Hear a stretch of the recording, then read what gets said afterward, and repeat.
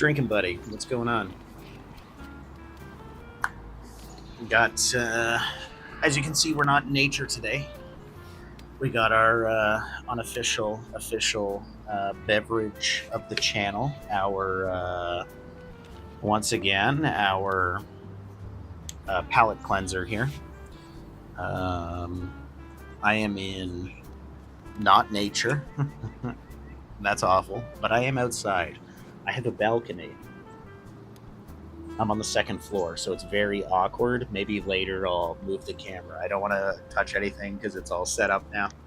It's like the perfect angle. But I got a balcony. It's been raining all day. It's not raining anymore, but yeah, just thought make it easy. We'll hang out here. I'll have. We're still outside. Probably not fun to look at. This is not pretty, and certainly not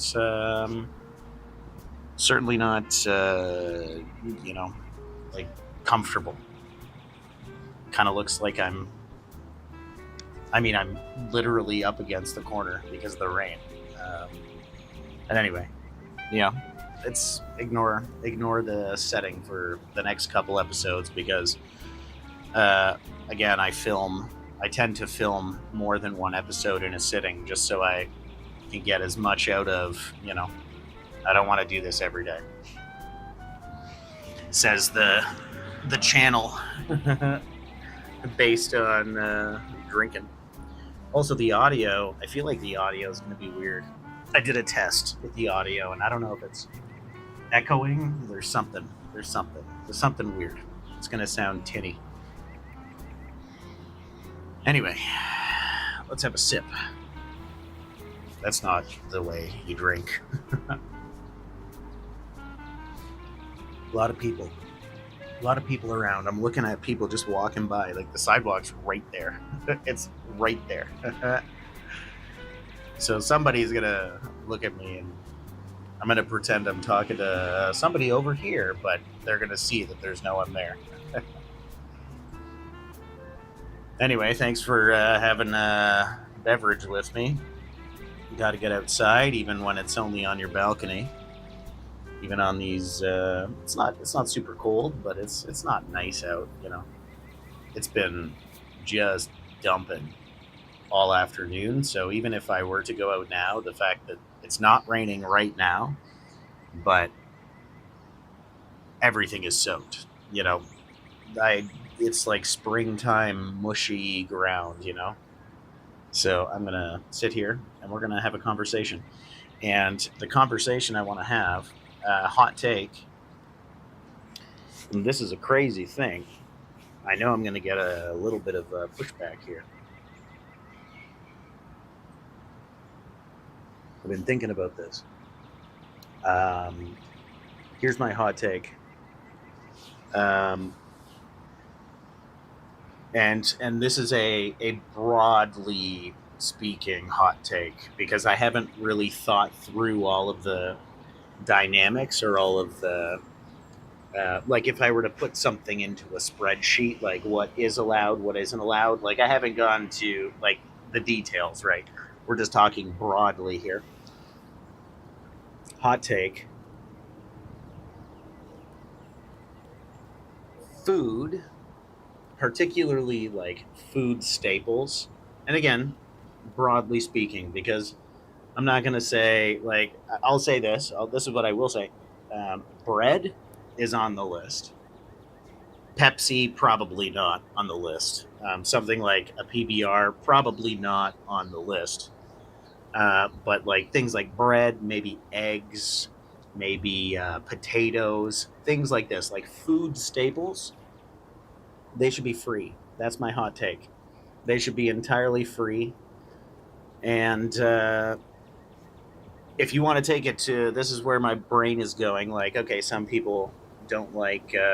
We can't give things. It's like, okay, fine. You can't just give stuff away, even though we do all the time. Like, $1 trillion in tax breaks to billionaires. Like, they've earned those trillions of taxpayer dollars, right? Um, Let's say hypothetically, we're putting that aside. Uh, but let's say like things like bread. Like just so I don't die, maybe rice would be on this list. Maybe things like this should be free, and the next level maybe free for people making less than like I don't know $100,000 a year, and that way we're balancing it out so that some of you that think you need to work for your food. Yeah, well, okay, yeah, okay, fine, okay, okay, shut up. No, you got to work for something. You don't necessarily need to work for your food. Like you gotta contribute to the tribe, right? But it doesn't necessarily mean you gotta, I don't know, like you don't have to be a farmer to have food. You know what I mean? Like that doesn't make any sense. Like as long as you're contributing in some capacity, and I don't think you need to be paid um, to be considered contributing. Like if you're a volunteer somewhere, for instance, you should be at least have a roof over your head, food in your belly. You know what I mean?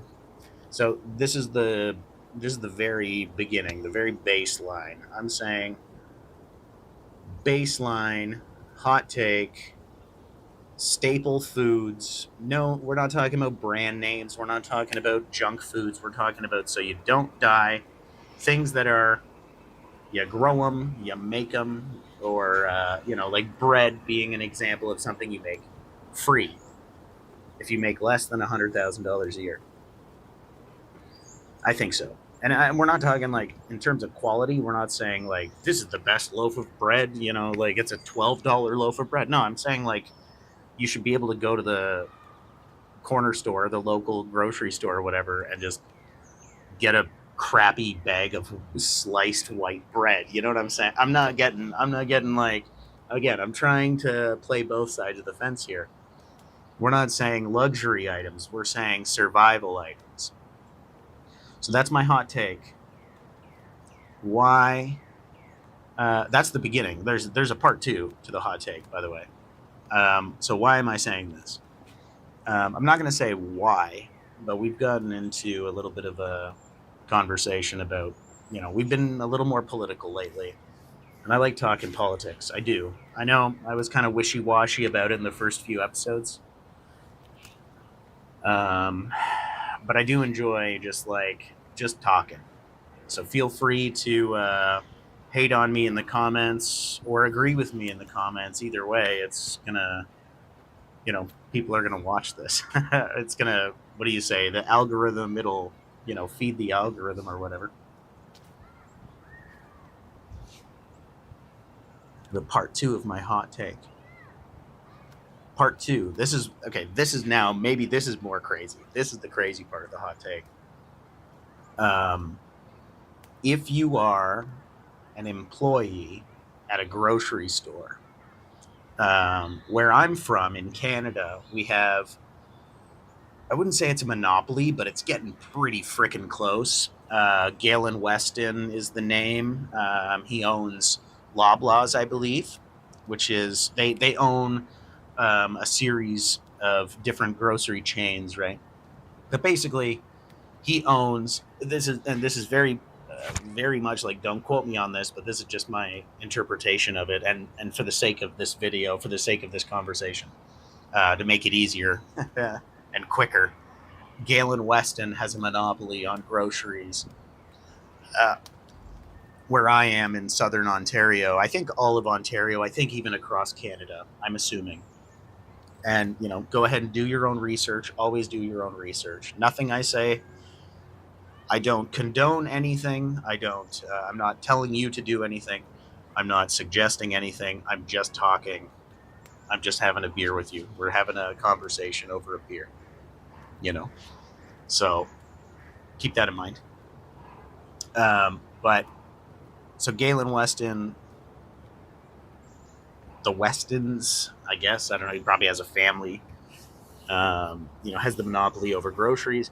So this, depending on where you live, you don't have a choice. Like you're not, if particularly if you're poor, like travel, like if you don't have a car or if you got to take a bus, like it makes doing groceries very difficult. So some people are just forced to go to whatever grocery store is closest, right? And a lot of those grocery stores are Galen Weston stores, or at least he, has his fingers in them. And so this is my hot take. This is the second part of the hot take.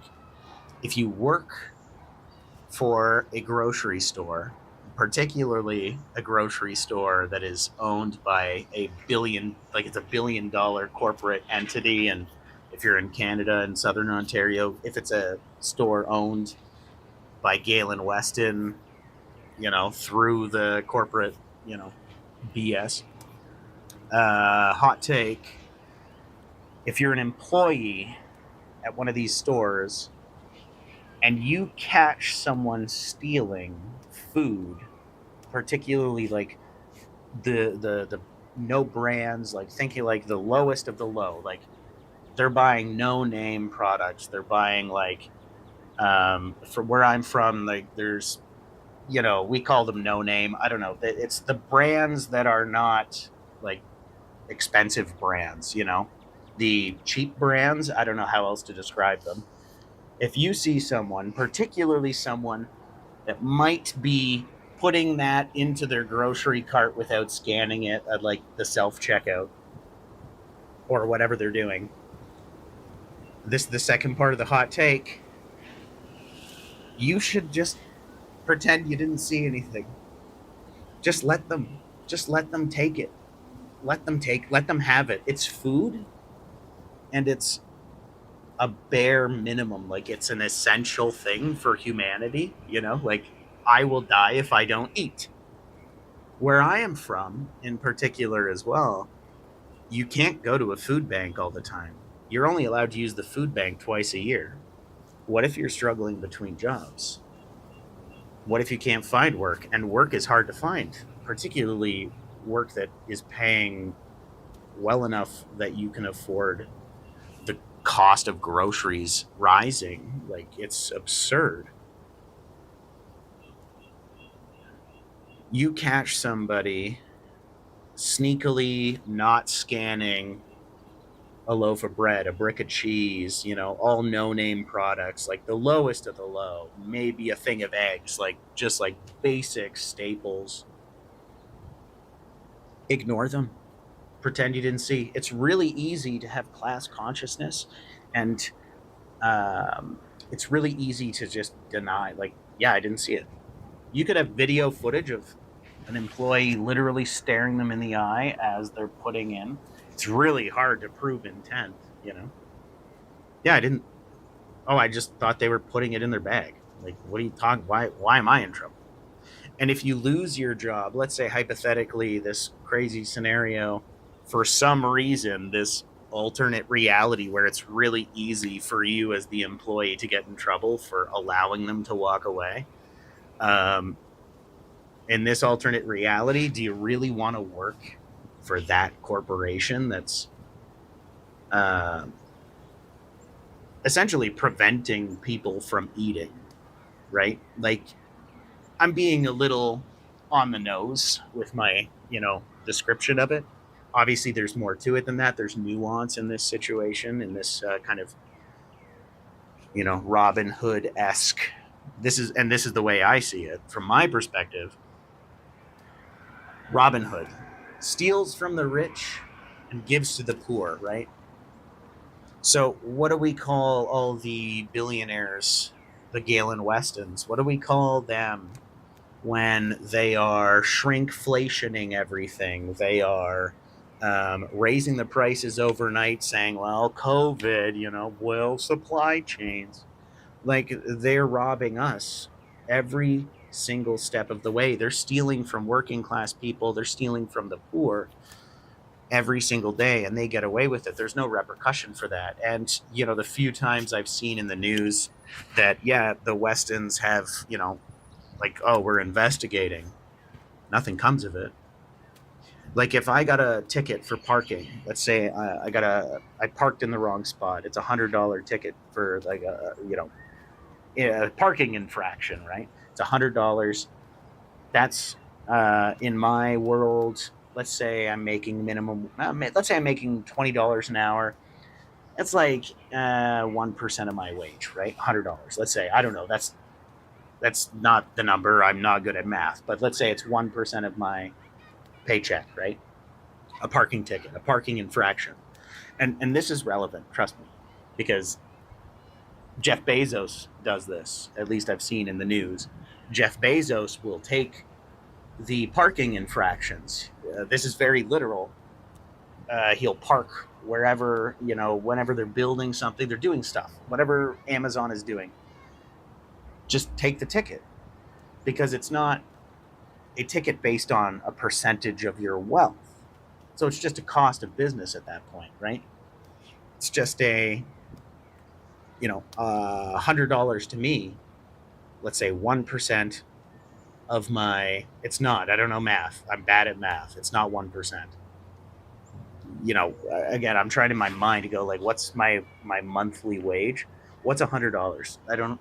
Can I? No, I don't want to touch my phone because I might ruin the recording. Do the math, please, for me in the comments. If it's $200, that would be 10%, right? So 1% of 2,000 would be 5%. So 1% of 3,000, let's say it's like 2%. Let's say in that range, right? 2% of your entire monthly wage for a $100 parking ticket, let's say something like that. Can we agree there? Jeff Bezos, $100, same ticket, he did the same thing, right? The same exact crime. $100 when you're making $70,000 a minute or whatever it is. I'm don't quote me on that. 0.0000000001% of his monthly income. So is the crime for the rich or is the crime for the poor? Don't do anything. Don't do anything. I'm not suggesting anything. I'm not saying anything. This is just a conversation between two buddies having a beer together.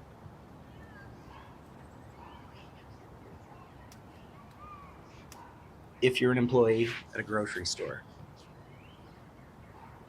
particularly a mega grocery, like a common chain, particularly owned by someone like Galen Weston, if you're an employee making, probably minimum wage, maybe a few dollars more than that, if you see somebody stealing food for their life so they can have a belly, we're not talking they walked into the Zares and they stole a TV. We're not talking about they walked in and there's even an argument for, well, addicts, they maybe they stole pills, or maybe they stole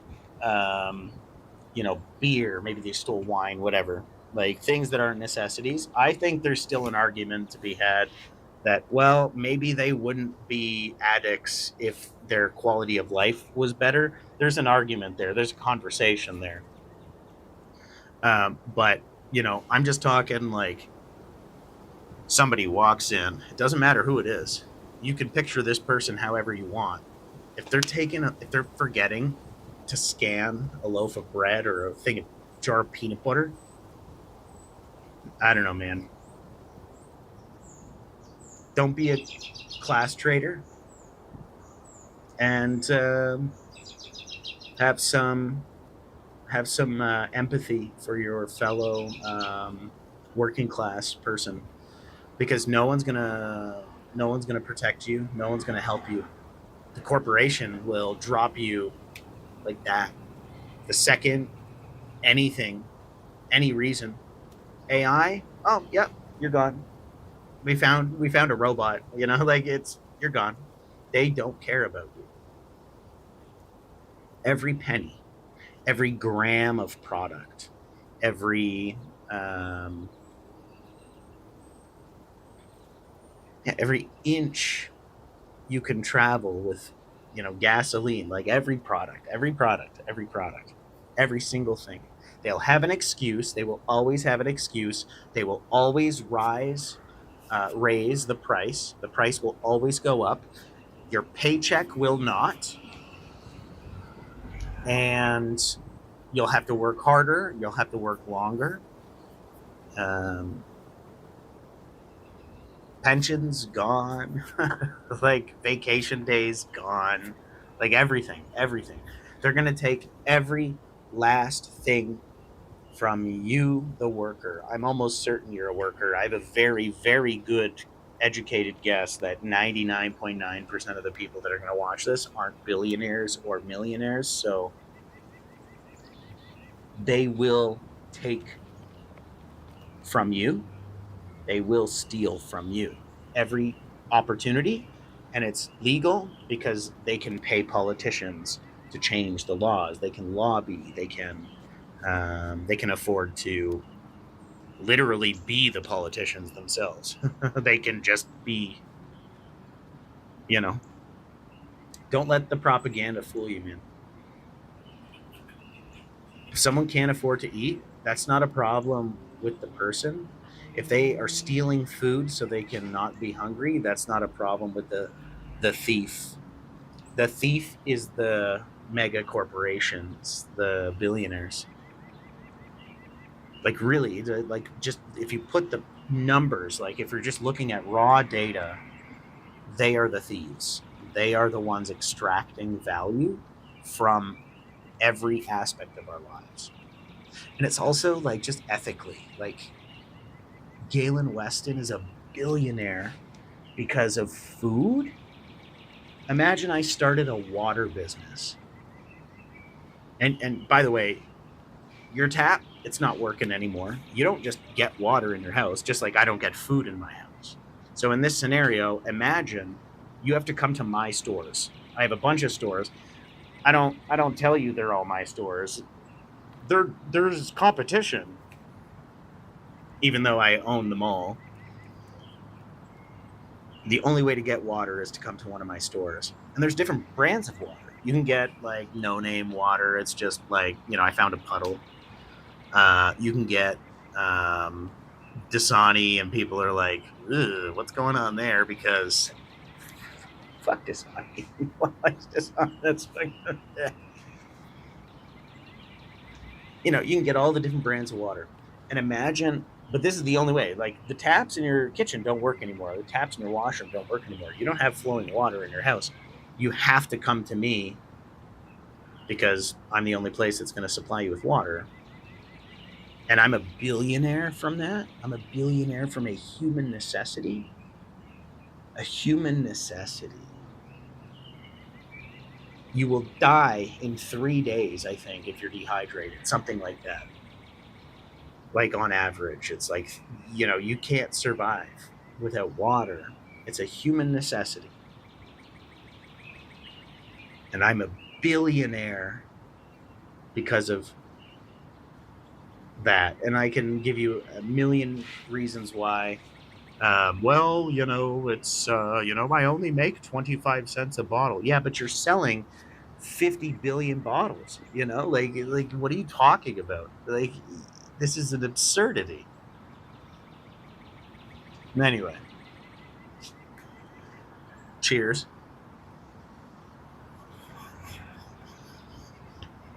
I got a beer I want to talk about. I'm excited to talk about this beer.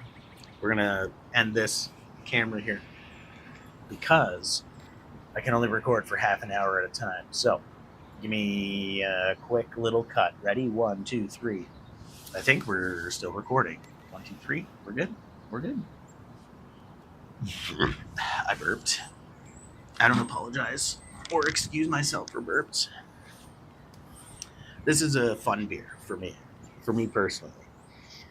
And anyone that knows me is going to see this can and they're just going to roll their eyes because they know this is like the this was the cheap, like you're a young lad, you just want to party with your friends. This is the product that we would purchase in my local area. This is James Ready 5.5. And it's important that you include the 5.5 because Historically, so this is it's got to be about 20 years old now, at least in my experience with it. Again, when I was first, this would have been one of the first beers I had ever had. This in like Canadian or something, right? Maybe a Bud. But in my local area, James Ready, the can has changed over the years, but used to be bottles, in fact. It was around the time, and we've talked about the buck of beer before. It was around the time things were a buck of beer, but the 5.5 is so important here because James Ready became very popular in particularly in my circle of friends, because, you know, we're dealing with the same kind of buck of beer. Like this was like a $2 tall can. Like this is still as cheap as it gets, essentially. And you get that extra point 0.5, right? So the 5.5, you're getting more bang for your buck. And that said,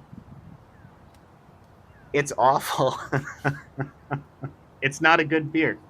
It's not good. I don't see anyone drinking it anymore, and it's for a good reason.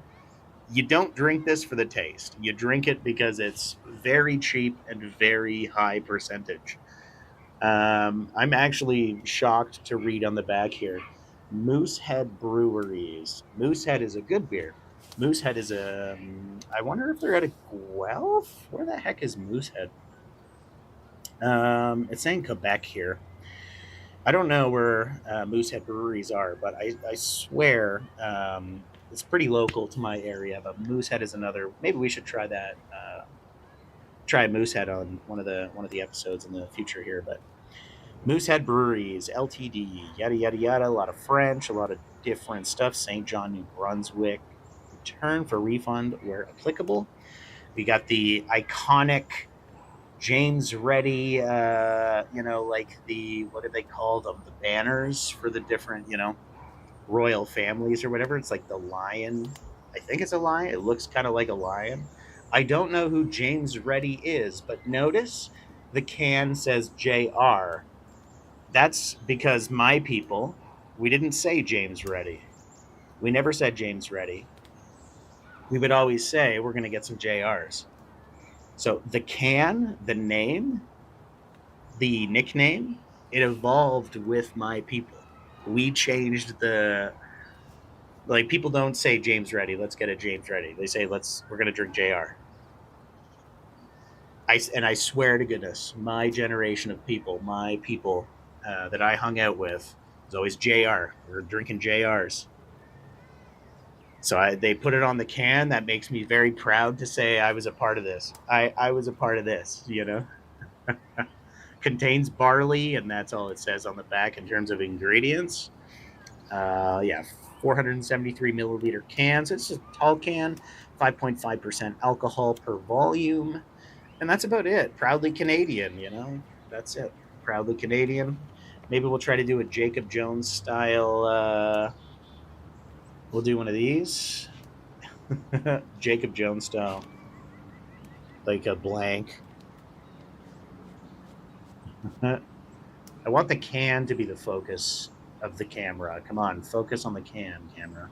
There you go.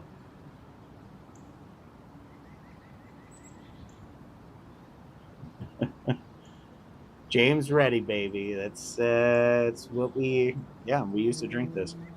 So hopefully this Jacob Jones style. Hopefully the Jacob Jones style thumbnail will work. I'm excited to. I haven't drank this in years, by the way. So this is, as far as I'm concerned, the first time I've drank it ever because I don't remember the flavor, but I will say it is very boozy. There is a alcohol heavy flavor, um, and it gets you some drunk. So, without further ado, let's give her a taste, shall we? Sound of heaven, ready? Echoey because of the building across from me. It's funny because it doesn't smell strong. I don't know what it is. It's something about. It's almost like, imagine I know this is mean. like a musty carpet. uh, it's really you don't drink this to enjoy it. I'll just say that James Reddy and it knows that. I feel like James Reddy knows that. JR, if you're out there, prove me wrong. Leave a comment or do a message or something. Send me a video. But yeah, this is not a beer you enjoy. It's a beer you've got a plan for the night, and you want to go out, you want to have a good time. You're gonna have a good time, you know, but you're gonna be a little loopy. So without further ado, here we go. Taking a breath. Had my palate cleanser. I hate this beer, man. Here we go.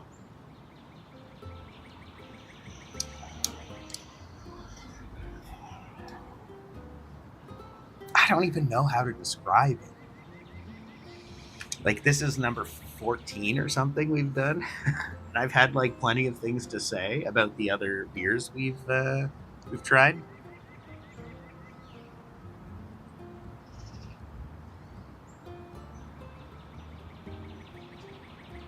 What is that?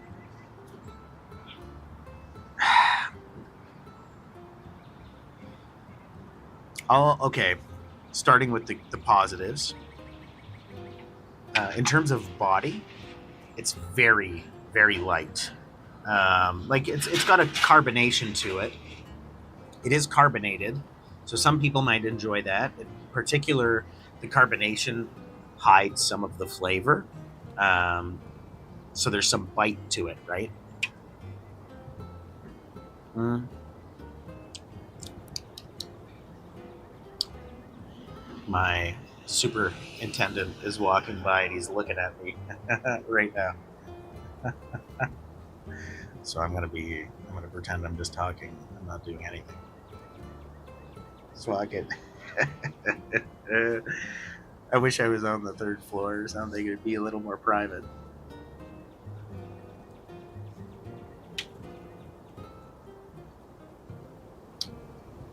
So yeah, in terms of mouth feel, this is not velvety. This is not smooth. It is rough. In like the carbonation is really forward. So the large bubbles, the large kind of like that spice that comes with carbonation, but it's not spice. It's not like you know jalapeno. Like it's not hot, right? You know what I mean? Like there's texture to it.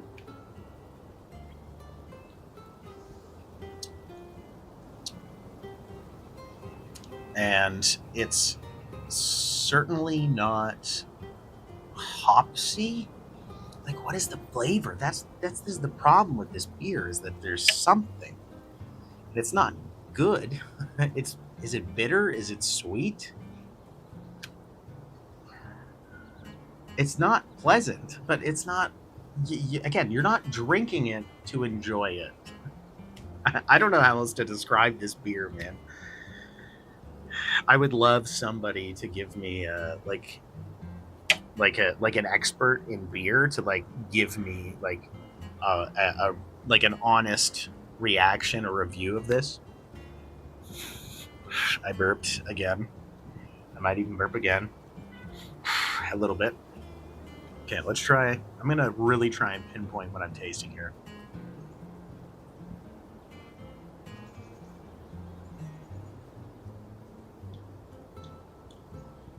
Oh, phone's going off. Uh, uh, I don't know. I don't know. I don't know what that is. There's almost like a maple kind of sweetness, but it's not maple flavored. It's like imagine taking the sweet notes if you like had like a shot of maple syrup, but not the maple flavor, the sweetness from the maples. Like, does that make sense? Like, that's a crazy thing to say. Like, it's really hard to put into words.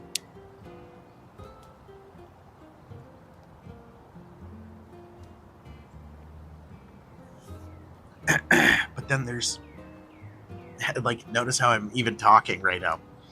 Like the booze flavor, like right there, the booze is so like in your face. It's too much.